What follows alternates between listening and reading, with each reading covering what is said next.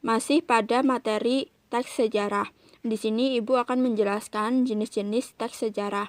Jenis-jenis teks sejarah dibagi menjadi dua, yaitu sejarah fiksi dan non-fiksi. Sejarah fiksi, yaitu jalan ceritanya disusun berdasarkan dunia nyata. Gambaran kehidupan batin seseorangnya pun lebih dalam. Pengembangan karakternya, tokohnya tidak sepenuhnya terungkap. Semua tergantung pada pengarang. Sejarah fiksi ini contohnya seperti novel, cerpen, legenda, dan romans. Yang kedua yaitu sejarah non-fiksi, di mana sejarah non-fiksi ini tersusun oleh fakta yang objektif. Gambaran kehidupannya pun ditulis lengkap berdasarkan fakta, serta menyajikan kehidupannya sesuai fakta dan data. Contohnya pada sejarah non-fiksi ini seperti biografi, autobiografi, cerita perjalanan hidup, cerita sejarah. Selanjutnya yaitu perbedaan antara teks cerita novel dan teks cerita sejarah. Teks cerita novel yaitu imajinatif, sedangkan teks cerita sejarah sifatnya faktual. Dan yang kedua yaitu rangkaian peristiwa pada teks cerita novel yaitu bersifat hierarkis, sedangkan pada teks cerita sejarah yaitu bersifat gradual.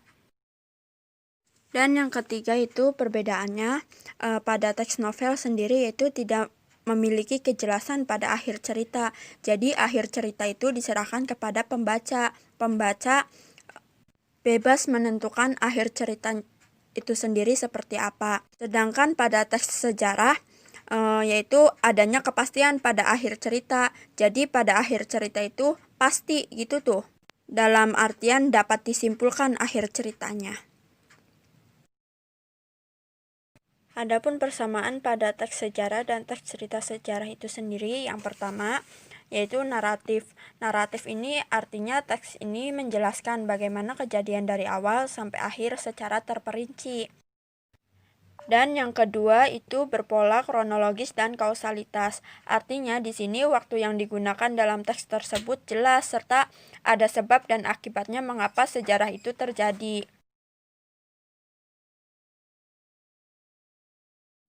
Dan yang ketiga, persamaan teks sejarah dan teks cerita sejarah itu sendiri yaitu banyak menggunakan konjungsi temporal atau penyebaban.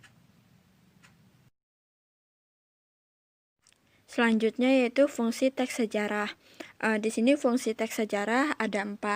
Yang pertama yaitu fungsi rekreatif, di mana teks sejarah ini sendiri memberikan rasa gembira dan rasa senang kepada pembacanya.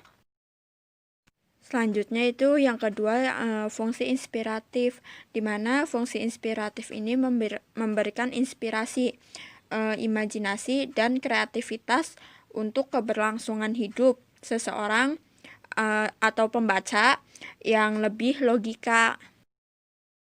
Dan yang ketiga yaitu fungsi instruktif, di mana fungsi instruktif ini yaitu sebagai alat bantu dalam pembelajaran. Selanjutnya yaitu fungsi edukatif, di mana fungsi edukatif ini berfungsi untuk dijadikan petunjuk dan pelajaran kehidupan bagi manusia dalam berperilaku.